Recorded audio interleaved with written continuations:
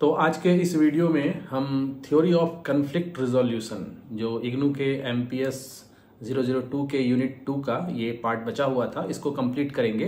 तो एक बहुत ही महत्वपूर्ण प्रश्न जो है वो कई बार आता भी है और ये जानना भी चाहिए, how do the liberals approach the issue of resolving conflicts in international relation. तो थ्योरी ऑफ कन्फ्लिक्ट में हमें यहाँ ये समझना है कि जो लिबरल्स होते हैं वो लिबरल्स जो है वो लिबरल का जो अप्रोच होता है वो कैसे इंटरनेशनल रिलेशन में जो कन्फ्लिक्ट होता है, जो कन्फ्लिक्ट को कैसे सॉल्व करेंगे, उसके लिए उनके क्या अप्रोचेस होते हैं, वो थ्योरी ऑफ कन्फ्लिक्ट रिजोल्यूशन में हम इसको समझेंगे। जैसे हम अभी तक ये देख चुके हैं कि रियलिस्ट अप्रोच क्या होता है, लिबरल अप्रोच क्या होता है और कन्फ्लिक्ट क्या होता है, इसे भी हम समझ चुके हैं। लेकिन एक बार फिर से इन सभी बातों को, जैसे अगर हमारे पास ये प्रश्न है हाउ द लिबरल्स अप्रोच है वो रिजॉल्व करते हैं कन्फ्लिक्ट को, कन्फ्लिक्ट रेजोल्यूशन क्या होता है, किस तरह से वो कन्फ्लिक्ट को समझते हैं, उसके रोकने के लिए, इसको उसके रिजोल्यूशन के लिए वो क्या थ्योरीज देते हैं। तो यहां पर हम सबसे पहले ये देखते हैं कि इंटरनेशनल रिलेशन में कन्फ्लिक्ट क्या है, क्योंकि जब तक हम कन्फ्लिक्ट को नहीं समझेंगे, क्योंकि हम पहले भी इसको समझ चुके हैं और कन्फ्लिक्ट को समझने के बाद हमारे लिए आसानी होगी यह समझना कि कैसे कौन कन्फ्लिक्ट को रिजॉल्व करने के लिए क्या अप्रोच अपनाता है। रियलिस्ट के अप्रोच अलग होंगे, लिबरल्स के अप्रोच अलग होंगे। तो हमें यहां पर कन्फ्लिक्ट के रिजोल्यूशन के लिए लिबरल्स के अप्रोच पर चर्चा करनी है प्रश्न के हिसाब से और थ्योरी ऑफ कन्फ्लिक्ट रिजोल्यूशन के लिबरल अप्रोच के हिसाब से। तो कन्फ्लिक्ट के बारे में है कि जब डिसएग्रीमेंट होगा, इसका मतलब जब कन्फ्लिक्ट है तो वहां पर डिसएग्रीमेंट है, वहां पर डिस्प्यूट है, वहां पर कन्फ्रंट्रेशन है। अब ये किसके बीच है? दो लोगों के बीच तो है नहीं, हम इंटरनेशनल रिलेशन की बात कर रहे हैं, इसका मतलब दो स्टेट्स के बीच है। या कभी कभी दो स्टेट्स, हर स्टेट में नन स्टेट एक्टर्स होते हैं, तो ये डिस्प्यूट नन स्टेट एक्टर्स का भी होता है, जो धीरे धीरे वो कन्फ्लिक्ट, कोई भी कन्फ्लिक्ट कभी जब शुरू होता है तो वो अलग रूप में होता है। और कई बार ऐसा देखा जाता है कि कोई कन्फ्लिक्ट छोटा बाद में बड़ा रूप धर लेता और इतना बड़ा भी रूप धर सकता है कि युद्ध की स्थिति पैदा हो जाए। तो इंटरनेशनल ऑर्गेनाइजेशंस जो होते हैं वो भी वाइड रेंज ऑफ इश्यूज को डील करते हैं जो कन्फ्लिक्ट से रिलेटेड होते हैं। तो जो कन्फ्लिक्ट है उसको हम कितने तरह के पार्ट्स में उसको हम डिवाइड कर सकते हैं। हम कन्फ्लिक्ट रिजोल्यूशन समझने के पहले कन्फ्लिक्ट क्या है इसको पहले समझ लेते हैं, उसके बाद धीरे धीरे लिबरल अप्रोचेस क्या है उसको समझेंगे। तो एक तो हो गया इंटर स्टेट कन्फ्लिक्ट, जैसे हमने देखा कि यहां दो व्यक्तियों के बीच का कन्फ्लिक्ट तो है नहीं, दो अलग अलग स्टेट के बीच का कन्फ्लिक्ट होगा। अब उसी स्टेट में चाहे तो स्टेट खुद कन्फ्लिक्ट में आ जाए या स्टेट के अंदर जो नन स्टेट एक्टर्स हैं, इन सब के बारे में विस्तार से और भी पहले वाले वीडियोस में बात हुई है। तो नन स्टेट एक्टर्स कन्फ्लिक्ट में आ जाए तो पहला स्टेज जो होगा वो ये है कि वहां पर जो दो स्टेट हैं वो कन्फ्लिक्ट में आ जाएं। हम बात कर रहे हैं थ्योरी ऑफ कन्फ्लिक्ट रिजोल्यूशन की, यानी कि कन्फ्लिक्ट को कैसे हम खत्म कर सकते हैं, खत्म होने के क्या क्या तरीके हैं, किस थ्योरी के हिसाब से कैसे खत्म होगा। लेकिन उसके पहले हम ये समझने जा रहे हैं कि कन्फ्लिक्ट क्या क्या हो सकते हैं। तो इंटर स्टेट कन्फ्लिक्ट्स में डिप्लोमेटिक डिस्प्यूट होंगे दो देशों के बीच, ट्रेड डिस्प्यूट होंगे, बाउंड्री का डिस्प्यूट होगा, सॉवरिन स्टेट जो है उनके बीच का डिस्प्यूट जो होगा, जो कन्फ्लिक्ट होगा उसको कहेंगे इंटर स्टेट कन्फ्लिक्ट। उसी तरह से एक होगा इंट्रा स्टेट कन्फ्लिक्ट, यानी किसी स्टेट के भीतर, किसी एक सॉवरिन स्टेट के भीतर जो कन्फ्लिक्ट होगा उसको कहेंगे। जैसे वहां पर सिविल वार की स्थिति हो, वहां पर कुछ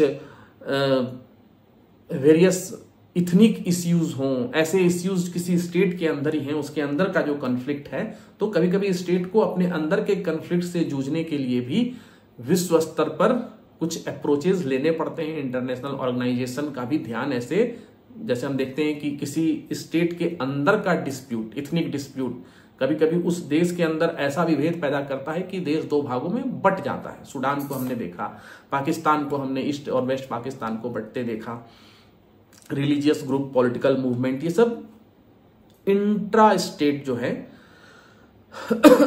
वो कन्फ्लिक्ट में आएंगे। फिर ट्रांसनेशनल कन्फ्लिक्ट है। ट्रांसनेशनल का मतलब ट्रांसेंड नेशनल बाउंड्री और नन स्टेट एक्टर्स दोनों का इन्वॉल्वमेंट होता है। जैसे कि साइबर अटैक, एक साथ कई सारे कंट्री जो हैं, कभी कभी आजकल साइबर वर्ल्ड में किसी वायरस से या किसी तरह के साइबर अटैक से जो सारे विश्व को समस्याएं होती हैं, टेररिज्म रिलेटेड होती हैं। इकोनॉमिक कन्फ्लिक्ट हो सकता है। अभी के समय में बहुत सारे जो नेशन स्टेट हैं उनके बीच इकोनॉमिक कन्फ्लिक्ट भी होता है, जहां पर ट्रेड डिस्प्यूट होंगे, टैरिफ्स और इकोनॉमिक सैंक्शन लगा दिया गया है किसी कारण से, किसी देश के द्वारा।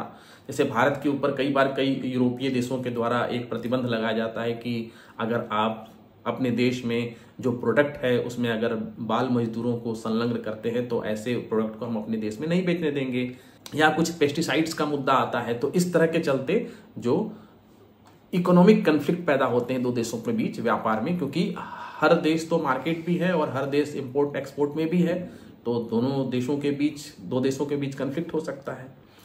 टेरिटोरियल कन्फ्लिक्ट का मतलब जब दो देशों की सीमा रेखाएं मिल रही हैं, वहां पर विवाद है, ये मेरा क्षेत्र है या तुम्हारा क्षेत्र है, जैसे भारत और चीन के बीच देखते हैं, भारत पाकिस्तान के बीच भी है ऑनरशिप और टेरिटरी को लेके। तो इस तरह के कन्फ्लिक्ट हैं।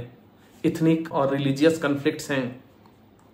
तो ह्यूमैनिटेरियन कन्फ्लिक्ट्स हैं, आजकल इन्वायरमेंटल कन्फ्लिक्ट्स हैं, आइडियोलॉजिकल कन्फ्लिक्ट्स हैं। ये सब कन्फ्लिक्ट, जैसे अगर हम इजराइल और फिलिस्तीन के बीच देखें तो यहाँ पर आइडियोलॉजिकल भी है, रिलीजियस भी है, टेरिटोरियल भी है।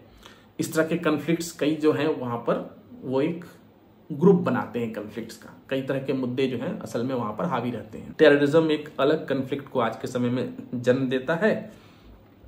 तो ये सब हो गए कन्फ्लिक्ट के तरीके, मतलब ये सब कन्फ्लिक्ट में आता है कि ये सब कन्फ्लिक्ट होते हैं। तो फिर हम चलते हैं अपने थ्योरी ऑफ कन्फ्लिक्ट रिजोल्यूशन में। तो यहां हम देखते हैं कि जब भी कन्फ्लिक्ट होंगे तो कन्फ्लिक्ट कैसे खत्म हो, कन्फ्लिक्ट का रिजोल्यूशन कैसे हो, उसके लिए बहुत सारे अप्रोचेज होते हैं। तो सबसे जो अप्रोचेज हैं उन सभी अप्रोचेज में जो इग्नू में जो हम अभी जो सिलेबस पढ़ रहे हैं उसी के हिसाब से मेरे सामने ये खुला हुआ है, उसी के आधार पर हम बात करेंगे।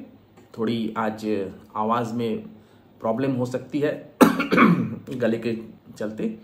तो इन कन्फ्लिक्ट को रिजॉल्व करने का सबसे बेहतर अप्रोच जो माना जाता है वो होता है human reasoning and rationality. Human reasoning और रैशनैलिटी का मतलब होता है कि व्यक्ति अपनी समझ से, व्यक्ति अपनी स्वतंत्रता का प्रयोग करके, व्यक्ति आपस में संबंध बनाकर, व्यक्ति अपना हित साधते हुए, दूसरे व्यक्तियों का ख्याल रखते हुए, इंटरनेशनल कोऑपरेशन के द्वारा अगर व्यवस्थाओं को आगे बढ़ाया जाए तो जो कन्फ्लिक्ट होते हैं उनका रिजोल्यूशन काफी बेहतर तरीके से हो सकता है। कन्फ्लिक्ट होने की संभावना कम हो सकती है।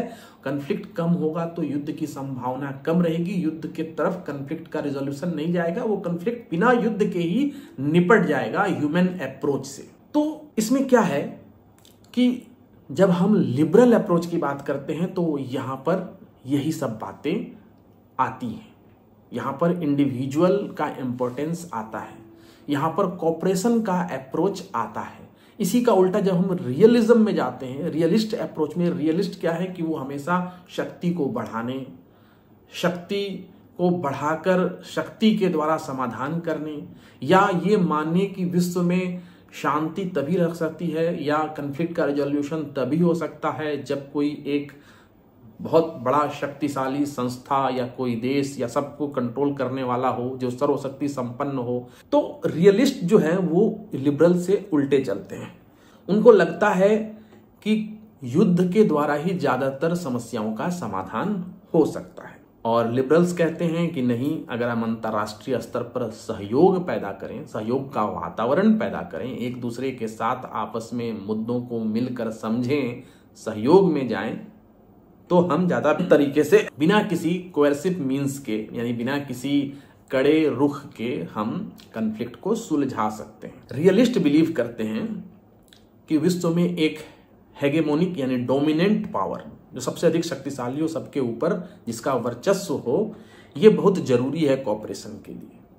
भैया कॉपरेशन भी तभी होगा जब कोई बहुत शक्तिशाली संस्था, देश, ऐसा कुछ स्ट्रक्चर हो। लेकिन लिबरल्स ये मानते हैं कि कॉपरेशन के लिए ऐसी किसी पीड़ादायक संस्था की, शक्तिशाली संस्था की, जो लोगों को युद्ध में प्रवृत्त करे या लोगों को डराए, जो देशों को डराए, इसकी जरूरत नहीं है। आपस में बार्गेनिंग के द्वारा ऐसी कोई व्यवस्था या एक दूसरे के हित को साधने वाली व्यवस्था कि उसके हित कुछ और है, मेरे कुछ हित कुछ और हैं, और हम उसके हित को पूरा करें, वो मेरे हित को पूरा करे, तो ऐसी व्यवस्था के द्वारा भी विश्व में कोऑपरेशन रह सकता है। अब कन्फ्लिक्ट रिजोल्यूशन है क्या? तो conflict resolution is a process that involves addressing and settling. मतलब किस मुद्दे को ये एड्रेस कर रहा है, क्या इसके सामने समस्या है जिसका सॉल्यूशन इसको करना है। तो यानी कि कन्फ्लिक्ट में डिस्प्यूट है, तो जो डिस्प्यूट है, डिसएग्रीमेंट है, कन्फ्लिक्ट है, उसको कैसे सॉल्व करना है? पीसफुली, शांति से।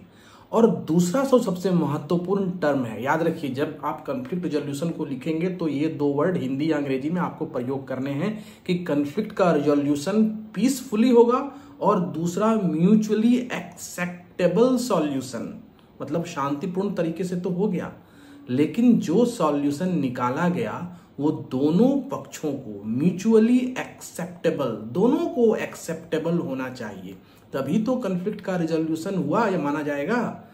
तो बहुत सारी थ्योरीज हैं कन्फ्लिक्ट के रिजोल्यूशन के लिए, मॉडल होंगे कि कन्फ्लिक्ट को कैसे रिजॉल्व किया जाए। जो भी थ्योरीज होंगे, जो भी मॉडल होंगे, वो डिफरेंट पर्सपेक्टिव, यानी कि इस तरह से सॉल्व होगा तो क्या क्या प्राप्त हो सकता है, इस तरह से सॉल्व होगा तो क्या हो सकता है, इस तरह के सॉल्यूशन में क्या प्रॉब्लम है, इस तरह के सॉल्यूशन में क्या पॉजिटिव्स हैं। तो ये सारे पर्सपेक्टिव होंगे उसको मैनेज करने के, रिजॉल्व करने के। इसका मतलब है कि जो इंटरनेशनल रिलेशन में जो कन्फ्लिक्ट है उसका रिजोल्यूशन जो है इतना आसान काम तो है नहीं। It's a complex task and complex work. और मल्टी फैसेट का मतलब होता है कि इसके कई रूप होते हैं, कई तरीके से ऐसा किया जा सकता है, कई थ्योरी और अप्रोचेज से ऐसा किया जा सकता है। लेकिन हमको यहां पर अपने सिलेबस के हिसाब से समझना है लिबरल अप्रोच। तो role of human reason and rationality in securing international cooperation. जब हम लिबरल अप्रोच की बात करते हैं, इसका मतलब हम बात करते हैं role of human reason and rationality की बात करते हैं। ये इनके डिसीजन, इनके रेशनल थिंकिंग कैसे गाइड करेगी नेशन को, कैसे गाइड करेगी संस्थाओं को कि वो कॉस्ट बेनिफिट एनालिसिस कर सकें, चॉइस ऐसा ले सकें जिससे कि कन्फ्लिक्ट का रिजोल्यूशन बेहतर तरीके से हो सके। यानी कि कन्फ्लिक्ट का जब रिजोल्यूशन होगा तो हमको ये भी देखना होगा कि जो दो स्टेट कन्फ्लिक्ट में हैं उन दोनों के इंटरेस्ट क्या हैं। पहले तो इंटरेस्ट का असेसमेंट होगा, समझना पड़ेगा, ताकि हमें तो डिसीजन वो लेना है जो म्यूचुअली एक्सेप्टेबल हो। कैसा डिसीजन लेंगे, कॉस्ट बेनिफिट एनालिसिस करना पड़ेगा कि जो निर्णय होगा उसमें किसको क्या खोना होगा, किसको क्या पाना होगा। तो ये जो है ये सारे हमारे तरीके होंगे, क्योंकि लिबरल अप्रोच के अनुसार से जो ह्यूमन रीजनिंग है, ह्यूमन रैशनैलिटी है, वो बहुत ही क्रूशियल रोल डिसीजन मेकिंग में प्ले करती। तो यहां हमको इंटरडिपेंडेंस लिबरल अप्रोच और रिपब्लिकन लिबरल्स अप्रोच, दो अप्रोच के बारे में हमें यहां देखना है कि इन दोनों अप्रोच के अंतर्गत कन्फ्लिक्ट रिजोल्यूशन कैसे होता है। तो हम पहले देखते हैं इंटरडिपेंडेंस लिबरलिज्म क्या है। इंटरडिपेंडेंस लिबरल अप्रोच जो है वो कन्फ्लिक्ट रिजोल्यूशन का क्या है। तो इंटरडिपेंडेंस नाम से ही स्पष्ट है, एक दूसरे पर निर्भरता, यानी कि एक लिबरल अप्रोच जहां एक दूसरे पर निर्भरता की बात कही गई है। जो हमने इसके पहले न्यू लिबरल अप्रोच जिसके बारे में जाना था वो भी करीब करीब ऐसा है। कुछ विद्वान इसी को और आगे एक्सप्लेन करके इसको कॉम्प्लेक्स इंटरडिपेंडेंस भी कहते हैं। आज के समय में जो इंटरडिपेंडेंस है एक नेशन स्टेट का दूसरे नेशन स्टेट पर, वो इतना कॉम्प्लेक्स हो चुका है, वो इतनी तरीके से जटिलताएं आ चुकी हैं कि वो निर्भरता काफी अलग अलग क्षेत्रों में अलग अलग तरीके से। तो यही इंटरडिपेंडेंस जो है जहां पर हर देश अपने प्रगति के लिए किसी न किसी देश पर निर्भर है और हर देश अपने हितों की रक्षा के लिए कुछ दूसरे देशों के हितों को सम्मान देने के लिए प्रतिबद्ध है या मजबूर है, तो ये कॉम्प्लेक्स एक इंटरडिपेंडेंस का जाल बुनता है। तो ये अप्रोच किस पर बल देगा? ये अप्रोच इसी पर बल देता है कि जो इकोनॉमिक और सोशल इंटरडिपेंडेंस होते हैं, जो भी दो देशों के इंटरडिपेंडेंस है, तो मुख्यतः ऐसा तो है नहीं, जो सॉवरेन स्टेट है तो अपना सारा निर्णय खुद ही ले रहे हैं, अपनी रक्षा भी खुद ही करेंगे। मुख्य रूप से जो इंटरडिपेंडेंस है वो आज के समय में इकोनॉमिक है और सोशल भी है। मुख्य रूप से यही दोनों इंटरडिपेंडेंस है, दो स्टेट के बीच है। स्टेट के अंदर जो नन स्टेट एक्टर्स, जब भी नन स्टेट एक्टर्स कह रहे हैं, इसके बारे में काफी पहले बतलाया गया है, जो गवर्नमेंट के स्ट्रक्चर से अलग है, ऐसे जो कॉर्पोरेशन है, तो उनकी बात है। तो यहां पर है इंटरडिपेंडेंस, इंटरकनेक्शन है स्टेट्स के बीच में, इकोनॉमिक, पॉलिटिकल, सोशल टाइज हैं। तो ये जो कनेक्शन है ये कॉम्प्लेक्स इंटरडिपेंडेंस पैदा करता है, क्योंकि इकोनॉमिक वर्ल्ड में हर देश की अपनी क्षमताएं हैं, हर देश का अपना प्रोडक्शन कैपेबिलिटी है, हर देश के अपने रिसोर्सेस हैं और इकोनॉमिक ग्रोथ के लिए इंटरडिपेंडेंस बना रहता है। Role of non state actors, यानी कि इस अप्रोच वालों के हिसाब से जो नन स्टेट एक्टर्स हैं, यानी ऐसे एक्टर्स जो हैं जो इंटरनेशनल लेवल पे जो सरकार से संबंधित नहीं है, जैसे हम एमएनसीज की बात करें या एनजीओ की बात करें, ये इंटरनेशनल रिलेशन में जो अफेयर्स को बढ़ाते हैं, तो इनके चलते कॉपरेशन बढ़ता है, ये इंटरडिपेंडेंस भी बढ़ाते हैं और ये कहीं ना कहीं स्टेट के बिहेवियर को इन्फ्लुएंस करते हैं। एमएनसीज, एनजीओज ये स्टेट के बिहेवियर को इन्फ्लुएंस करते हैं, कॉपरेशन बढ़ाते हैं, ह्यूमन राइट्स और ग्लोबल गवर्नेंस की चिंता को बढ़ाते हैं। हर देश चाहता है कि उसके देश में इकोनॉमिक प्रोग्रेस हो, प्रगति हो। इसके लिए उसे अलग अलग तरह के एमएनसीज की जरूरत है। कोई भी देश पूरी तरह से अपने मामले में आत्मनिर्भर नहीं है। अमेरिका विश्व में सबसे अधिक एमएनसीज वहीं से हैं, लेकिन वहां की एमएनसीज के लिए सबसे बेस्ट ह्यूमन रिसोर्सेज इंडिया है और उसके बाद चाइना है। इसका मतलब वहां की एमएनसीज अपने एग्जिस्टेंस के लिए इंडिया पर डिपेंडेंट है। इंडिया अपने ग्रोथ के लिए बहुत सारे ऐसे एमएनसीज पर डिपेंडेंट है जो अमेरिका के ओरिजिन की है। ठीक है, जैसे अभी हम जिस माध्यम से कनेक्टेड हो रहे हैं वो सारा अमेरिका बेस्ड है, और जिस माध्यम से कनेक्टेड हो रहे हैं वो माध्यम इंडियन माइंड्स ज्यादातर एक ज्यादा बड़ा परसेंटेज जो है उससे रन हो रहा है। कितना अच्छा वो इंटरडिपेंडेंस है दोनों के बीच। तो ये तो हुआ नॉन स्टेट एक्टर्स, सरकार तो इसमें इन्वॉल्व नहीं है। इंटरनेशनल इंस्टीट्यूशन जो है वो भी इंटरडिपेंडेंस बढ़ाते हैं। इंटरनेशनल इंस्टीट्यूशंस का मतलब व्यापार के क्षेत्र में WTO है, फिर आप देखेंगे कि जो UN है, यूनाइटेड नेशन है, ये सब जो मिलके इंटरडिपेंडेंस को बढ़ाते हैं। हर देश अपने ट्रेड को बढ़ाने के लिए, अपने इन्वेस्टमेंट को बढ़ाने के लिए पीसफुल रिलेशन बनाना चाहता है और अपने कंट्री के एनवायरनमेंट को भी पीसफुल बनाना चाहता है और वॉर में कम इन्वॉल्व होना चाहता है अपने इकोनॉमिक ग्रोथ के लिए। सो इंटरडिपेंडेंस लिबरलिज्म जो है, इसका मतलब है कि ये मुख्यतः क्या बात पर बल दे रहा है? कोऑपरेशन पे। इसका कहना है कि जब कोऑपरेशन होगा तो इसी में वो पोटेंशियल है कि ये कोऑपरेशन पीस को बनाए रखेगा या पीस को मेंटेन रखने या पीस को क्रिएट करने में ज्यादा आसानी जो है इससे होगी। इंटरनेशनल रिलेशन को ये सारी बातें जो है प्रभावित करती हैं। अब अगर कन्फ्लिक्ट है भी, ये तो है कि इस तरह से कोऑपरेशन रहेगा तो कन्फ्लिक्ट होने के आसार कम होंगे, और अगर कन्फ्लिक्ट है इंटरनेशनल रिलेशन में तो उसको भी बेहतर तरीके से रिजॉल्व करने का जो सबसे सही तरीका लिबरल्स जो हैं, इंटरडिपेंडेंट लिबरल्स के अनुसार जो है वो होगा डिप्लोमेसी, कोऑपरेशन की डिप्लोमेसी, जो इस बिलीफ पर है कि अगर हम म्यूचुअल इंटरेस्ट को वहां पर तलाशेंगे, अगर हम वहां किसी इकोनॉमिक इंटरडिपेंडेंस की बात को तलाशेंगे, अगर हम की मेथड्स ढूंढेंगे रिजॉल्व करने का, तो वहां पर डिप्लोमेसी से, निगोशिएशन से,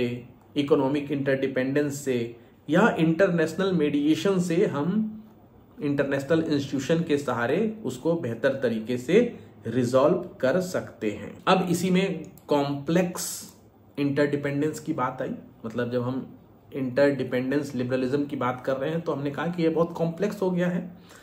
इसमें दो विद्वानों का भी इसमें चर्चा की गई है, रॉबर्ट कोहेन एंड जोसेफ नाई, जो बताते हैं कि आज के समय में डोमेस्टिक पॉलिटिक्स जो है उसका महत्व इतना बढ़ गया है कि जो ये इंटरडिपेंडेंस की बात है विश्व में, ये बहुत ही कॉम्प्लेक्स शिफ्ट ले लिया इसने। यानी कि कॉम्प्लेक्स का मतलब बहुत जटिलताएं आ गई। मल्टीपल चैनल ऑफ इंटरेक्शन, यानी कि जब दो देश इंटरेक्ट करते थे पहले तो सरकारी स्तर पर दो देशों का इंटरेक्शन, गवर्नमेंट चैनल, उसके बाद नॉन स्टेट एक्टर्स का इंटरेक्शन, और आज क्या है कि इंटरेक्शन के काफी ज्यादा लेवल्स हो गए हैं। मिलिट्री सिक्योरिटी मैटर्स है, इकोनॉमिक मैटर्स है, कल्चरल एक्सचेंज है, ट्रांसनेशनल एडवोकेसी है, सिविल सोसाइटी है। तो इस तरह से जो दो देशों के बीच का जो इंटरेक्शन का लेवल था वो काफी ज्यादा कॉम्प्लेक्स हो गया। कई लेवल पे इंटरेक्शन हो रहे हैं। इवन कुछ ऐसे इंडिविजुअल्स होते हैं जो काफी हाई प्रोफाइल होते हैं, उनके बीच का इंटरेक्शन भी महत्वपूर्ण माना जाने लगा है, साहित्यिक क्षेत्र पर हो या कला के क्षेत्र में हो। इससे कल्चरल एक्सचेंज जो होता है, इस तरह के इंटरेक्शन भी हो गए। मल्टीपल इश्यू एरिया, यानी कि ये जो आपस में आत्मनिर्भरता बढ़ी है, अब ये कई तरह के मुद्दों को इंटरनेशनल लेवल पर छूती हैं दो देशों के बीच। पहले तो सिर्फ इकोनॉमिक था, सोशल था, कल्चरल था, अब एक इन्वायरमेंट भी है, अब ह्यूमन राइट्स से संबंधित भी है। टेररिज्म से जो नुकसान होता है, टेररिज्म के चलते जो प्रॉब्लम्स होती हैं, उसको कैसे सॉल्व किया जाए, उस पर भी है। फीमेल एम्पावरमेंट से रिलेटेड भी है। तो हम देखेंगे कि क्षेत्र जो है इंटरेक्शन के वो बढ़ते जा रहे हैं। और उसके बाद यहाँ बात हो रही है कि जो इंटरडिपेंडेंस लिबरल अप्रोच है, उनका व्यू है कि इस पूरी इंटरनेशनल इकोनॉमिक सिस्टम में जो इंटरडिपेंडेंस है, यहाँ पर हाई डिवीजन ऑफ लेबर है। High division of labour in the international economy increases interdependence, mutual dependence between states. अब ये हाई डिवीजन ऑफ लेबर क्या है? जो हाई डिवीजन ऑफ लेबर जो है वो एक दूसरे पर निर्भरता बढ़ाता है। हाई डिवीजन मतलब बहुत ज्यादा डिवीजन हो गया है। किसमें? लेबर में। लेबर का मतलब होता है जो श्रम है। श्रम के तरीके में इतना ज्यादा डिफरेंसेस है कि इसने विश्व के देशों में जो निर्भरता है वो बढ़ा दी। High division of labour in the international economy increases interdependence, क्योंकि ये इंटरडिपेंडेंस इसलिए बढ़ाता है, एक देश दूसरे देश पे प्रोडक्शन के लिए, अपने प्रोडक्शन को बढ़ाने के लिए, या अपने गुड्स जो वहां पर गुड्स जो बनते हैं उसको एक्सचेंज करने के लिए, यानी बेचने के लिए, या अब उन चीजों को प्राप्त करने के लिए जो दूसरे देशों में बना है, इस पर उसकी निर्भरता काफी बढ़ जाती है। क्यों बढ़ जाती है? ये बहुत ही इकोनॉमिक्स की बात है, लेकिन इसको यहाँ अगर हम समझते हैं तो इंटरनेशनल रिलेशन के इस कंसेप्ट को समझने में बहुत आसानी होगी। Comparative advantage. कॉम्पेरेटिव एडवांटेज का मतलब होता है कि कोई भी देश हर प्रोडक्ट को पूरी इफिशियंसी के साथ, यानी कि हम कुछ प्रोडक्ट बना सकते हैं, लेकिन हो सकता है कि उस प्रोडक्ट को बनाने में हमारा कॉस्ट बहुत ज़्यादा हो, और हम अगर उस प्रोडक्ट को किसी दूसरे देश से ले आए तो हमें बहुत सस्ते में उपलब्ध हो सकता है। तो हम उसे क्यों बनाएं? हम उसी प्रोडक्ट को बनाएं जिसे हम बहुत सस्ते में बना सकते हैं, हम इसे दूसरे देशों को बेचेंगे, हमें ज़्यादा लाभ प्राप्त होगा। सिर्फ बना ले यही जिद होनी जरूरी तो है नहीं, कोई रक्षा उपकरण हो तो बात अलग है।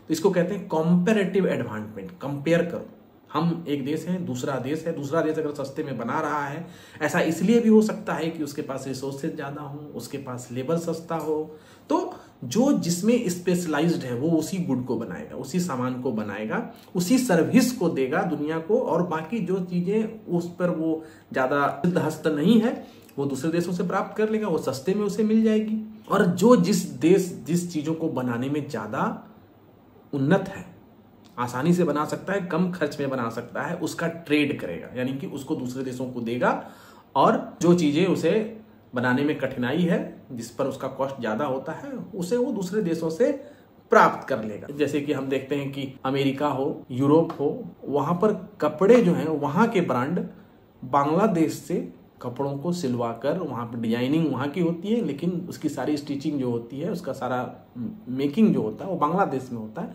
कॉस्ट कम पड़ता है, और उसके बाद वहां के स्टोर्स में जाते हैं। तो ये कॉम्परेटिव एडवांटेज है और बांग्लादेश को उससे फायदा है कि वहां पर उसको वर्क मिल रहा है, लेबर मिल रहा है, म्यूचुअल बेनिफिट है। इससे एक देश को दूसरे देश को, दोनों को आपस में म्यूचुअल बेनिफिट है, दोनों का कॉस्ट कम पड़ रहा है, दोनों का इकोनॉमिक गेन हो रहा है, सप्लाई चेन वर्ल्ड में इससे बना रहता है और फाइनेंशियल सिस्टम इंटरलिंक्ड रहता है देशों का।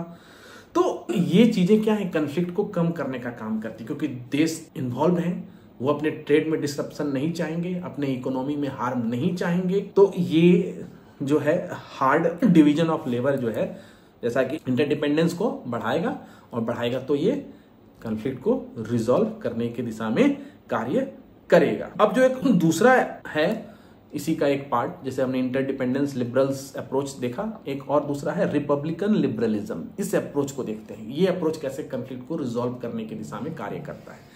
इस अप्रोच वालों के अनुसार इस अप्रोच को कहा जाता है कि जहां लोकतंत्र है, रिपब्लिकन लिबरलिज्म, माने ऐसे लिबरल अप्रोच वाले मानते हैं कि भैया रिपब्लिकन, मतलब हम लोग क्या रिपब्लिक ऑफ इंडिया है, हम भारत है, जहां हमारे देश का प्रधान जो है, जो प्रथम नागरिक है, वो भी निर्वाचित है, मतलब कोई वंश आधारित तो है नहीं, हम जिसे निर्वाचित करते हैं उनके द्वारा निर्वाचित है। तो ये लोकतंत्र पर बल देता है। इस थॉट के अनुसार ये मानना है कि इंटरनेशनल रिलेशन में डेमोक्रेसी का बहुत रोल है। जहां लोकतंत्र है, जहां लोकतांत्रिक व्यवस्था है, लोकतांत्रिक व्यवस्थाएं जितनी ज्यादा होंगी, जितनी गहराई तक उनकी जड़ें होंगी, उतना विश्व में शांति होगी, अगर एक लाइन में यही कहा जाए तो। क्योंकि लोकतंत्र में देखते हैं कि हर चीजों को वाद विवाद डिस्कशन से सॉल्व करने का अप्रोच अपनाया जाता है। Democracy tend to be more peaceful in the interaction. दो डेमोक्रेसी आपस के इंटरेक्शन में ज्यादा पीसफुल होती है और डेमोक्रेसी के जो वैल्यूज होते हैं, डेमोक्रेसी जिस वैल्यूज पे चलती है, सबको इक्वलिटी, सबको राइट, ये कन्फ्लिक्ट को रिजॉल्व करने में मदद करती है। क्योंकि डेमोक्रेटिक थ्योरी जो है, democracies are less likely to engage in armed conflict with other democracies. एक लोकतांत्रिक देश के बहुत कम चांसेस है कि दूसरे लोकतांत्रिक देश के साथ वो युद्ध में संयुक्त होगा। डेमोक्रेटिक वैल्यूज, क्योंकि डेमोक्रेसी में ह्यूमन राइट के लिए रेस्पेक्ट होता है, रूल ऑफ लॉ के लिए रेस्पेक्ट होता है, इंडिविजुअल फ्रीडम की बात होती है। तो ये सब चीजें जो है एक ट्रस्ट और कोऑपरेशन बनाती है, जिससे कि मिलिट्री डिस्प्यूट्स तक पहुंचने की संभावनाएं जो है बहुत कम होती हैं। डोमेस्टिक अकाउंटेबिलिटी, जहां लोकतंत्र है वहां की सरकारें भी जनता के प्रति जवाबदेह होती है, जनता को जवाब देना होता है। एक तानाशाही वाला निर्णय लेकर वो युद्ध में अपने देश को नहीं झोंक सकती हैं, उन्हें युद्ध के लिए प्रॉपर रीजनिंग देनी पड़ती है। युद्ध होगा तो उस युद्ध से फायदा क्या होगा, युद्ध का गोल क्या होगा, सब कुछ वहां कम्युनिकेट करना पड़ता है। तो वहां पर रिस्की मिलिट्री एडवेंचर्स जो है वो नहीं किए जाते हैं। Democracies are more likely to support international law diplomacy. जो डेमोक्रेटिक कंट्रीज हैं वो इंटरनेशनल लॉ को वैल्यूज देती हैं, डिप्लोमेसी को वैल्यू देती हैं। जब डिप्लोमेसी को वैल्यू देंगी तो ज्यादातर कन्फ्लिक्ट डिप्लोमेसी से, बातचीत से सुलझने की, पीसफुल सेटलमेंट होने की यथा संभावनाएं रहेंगी। Conflict resolution through dialogues, democracy में तो डायलॉग का ही महत्व है। लोकतंत्र में भाषण देना, डायलॉग देना, अपनी बातों को रखना, अपने तरीके का प्रोपेगेंडा करना, यानी तो यहाँ पर क्या है कि प्रायोरिटी डायलॉग को है, डिप्लोमेसी को है, डिस्कशन को है। तो यहाँ पर डिप्लोमेटिक एफर्ट्स ज्यादा होंगे। Focus on conflict transformation and the underlying cause of disputes. International democracy, एक डेमोक्रेटिक देश यही चाहता है कि विश्व में दूसरे जो देशों में जहां डेमोक्रेसी नहीं है वहां भी डेमोक्रेसी हो, और विश्व की संस्थाएं, जो अंतर्राष्ट्रीय संस्थाएं, वो भी डेमोक्रेसी के सिद्धांत पर कार्य करे। वहां पर जो निर्णय लिए जाए वो भी लोकतांत्रिक तरीके से लिया हुआ निर्णय हो, बहुमत के सिद्धांत पर लिया हुआ निर्णय हो, अपनी बातों को रखने का वहां पर पूरा स्कोप दिया गया हो। इस तरह से सिविल सोसाइटी को वहां महत्व होता है, एनजीओ अच्छे रोल प्ले करते हैं। तो हम देखते हैं कि चाहे रिपब्लिकन लिबरल्स के अप्रोच हो या इंटरडिपेंडेंस लिबरल्स के अप्रोच हो, ये कन्फ्लिक्ट रिजोल्यूशन को काफी बेहतर तरीके से सॉल्व करने की क्षमता रखते हैं। तो थ्योरी ऑफ कन्फ्लिक्ट रिजोल्यूशन में हमें बस इसी बात को समझना था। इसके साथ ही हमारा यूनिट 2 खत्म हो जाता है। अब हम नेक्स्ट टाइम यूनिट 3 में वहां जो है टॉपिक्स उस पर चर्चा करेंगे।